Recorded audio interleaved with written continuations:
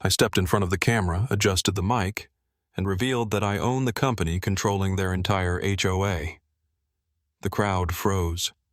The board president, Barbara Hale, went pale and took a step back. She realized who she'd messed with. But what I did next shook the whole neighborhood. I got home late Friday night. It was already dark, and the house stood there like always, quiet, warm, waiting. I dropped my suitcase by the door and walked straight out to the backyard, still wearing my shoes. I wanted to check on my new generator. I'd just finished installing it a few days ago. Everything was done properly, clean, professional, within code. But instead of the $13,000 silver Generac unit, there was nothing. Just a clean concrete pad, and a piece of paper taped to the railing like a note from some middle schooler. I walked closer, read it, then read it again, and again. Removed by order of the HOA, violation of paragraph 14.2.1, unauthorized installation of exterior equipment. My head spun. I stood there in the middle of the yard under the evening sky, trying to make sense of what had just happened. This wasn't just a generator. It was protection.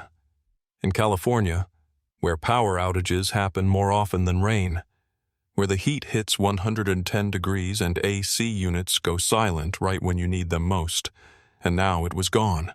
Just gone. Taken. Removed. No call. No warning. I rushed inside, opened my laptop, checked my email. No messages, no alerts. Nothing in my inbox. Nothing in spam. Radio silence. I opened the HOA mobile app, and way at the bottom, buried between a pool maintenance update and some neighbor's party notice, was a short message. Request denied due to technical reasons. Date: today. Meaning the denial came 2 days after the generator had been installed. I pulled up my security footage. 8:47 a.m. A white pickup with the HOA Services logo pulls up. 8:49. 2 men in uniforms calmly walk up to the generator. 9:01. It's in the truck bed. 9:04. They drive off. No knock, no call. They just took what was mine. I leaned back in my chair, heart pounding like I'd just sprinted. This wasn't a mistake. This was a hit. Clean, cold, and calculated. And then it hit me, slowly, like a wave rolling over the sand. First confusion, then anger, and then this deep, frozen hatred.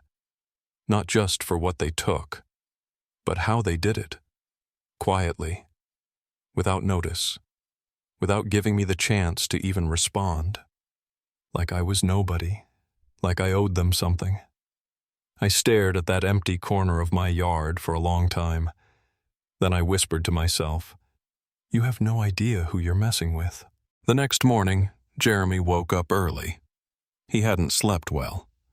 His head buzzed with thoughts, but his decisions were clear. He threw on a white button-down and jeans, nothing flashy, just sharp enough to look composed. He wasn't going to cause a scene. He was going to get answers. The HOA meeting was held in a small conference room at the clubhouse. The windows faced the tennis courts, and the space was packed. People lined the walls. Some clutched coffee cups. Others flipped through papers. Everyone was waiting for something. Then he walked in, not like a man out for revenge, but like someone who'd had something personal taken from him. Someone who came to ask, why? At the head of the long table sat the HOA board members, like a jury. Dead center was Barbara Hale, 62, light skin, silver curls styled to perfection. She wore a snow-white blouse, pearl earrings, and that look, like Jeremy had tracked mud across her pristine lawn. Polite contempt.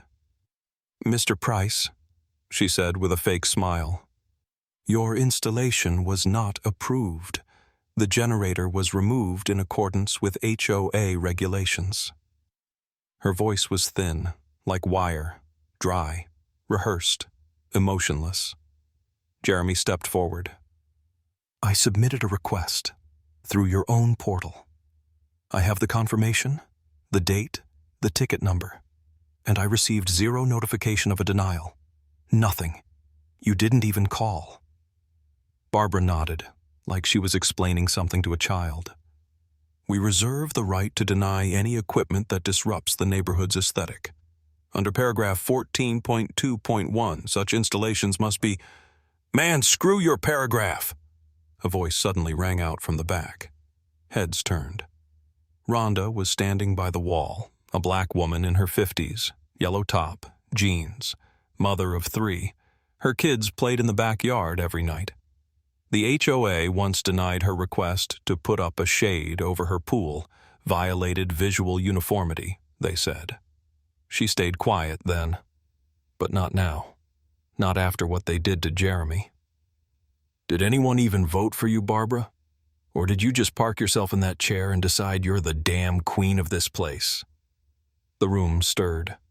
People glanced at each other. Someone chuckled. Someone else nodded. A guy in glasses even muttered, "Now that's something." Barbara didn't answer, just stiffened, and then it all started pouring out. "You wouldn't let me install a swing set," a woman with a stroller yelled. "You fined me for hanging a flag," someone else shouted. "We pay $300 a year for tile maintenance and nobody's fixed anything in 5 years." Another voice joined in. The room was boiling over. People were saying things like, "Finally, about time, let's go." And Jeremy stood in the middle of it all, feeling that deep loneliness inside him turning into something else. Anger. Real, burning, righteous anger, the kind that doesn't go away. He stayed silent, just stared at Barbara, who now clutched her pearls like they could somehow save her authority. And in that moment, he realized one thing. She knew exactly what she was doing. She'd done it before, but this time, she picked the wrong person. It happened on Monday at exactly 11:00 a.m. On the front lawn by the entrance to the community, residents had gathered, along with a few bloggers and a couple of local reporters. Cameras stood on tripods, drones hovered in the air, microphones picked up even the breeze. No one expected this. No one knew what Jeremy was going to say. They only knew one thing. He was angry. He stepped out of his house wearing a navy blazer, jeans, and plain sneakers. No tie, no makeup. Just a mic connected to a speaker and a small tablet with a few files. The crowd went still. Even the birds seemed to quiet down. He looked straight into the camera. "My name is Jeremy Price." A pause. "I've lived here for 6 years. And 3 years ago, I became the primary private investor in a company called Silver Park Management. That name might not mean much to you, but it should. Because that's the company that owns and operates your HOA. A reporter's camera hand trembled. Someone gasped. People started glancing at each other. Barbara Hale, standing off to the side, was visibly paling by the second. She stared at Jeremy like she was seeing him for the first time, like a ghost from the past here to deliver a reckoning. Jeremy continued. "I never interfered. Not once. I never pushed policy, never influenced contractor decisions. I didn't even attend meetings, because I believed the system worked, that people like Mrs. Hale would act fairly, by the book, for the good of the community." He paused and looked directly at Barbara. She stepped forward as if to speak, but Jeremy raised his hand, a sharp, clean motion, like a stop sign. "But 2 days ago, you, personally, authorized the destruction of my private property, with no notice, no appeal, no compensation, violating not only HOA policy but state law." He rested his hand on the tablet.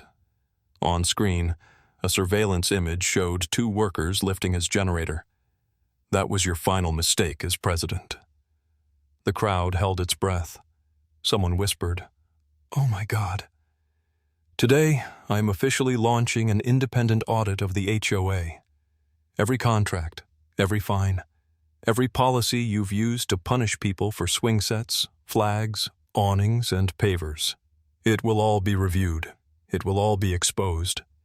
He leaned slightly into the mic. His voice was calm, but each word hit like a sledgehammer. I invested $4.2 million into the company that holds this community together. You think you're at the top of the pyramid? No. You're at the bottom.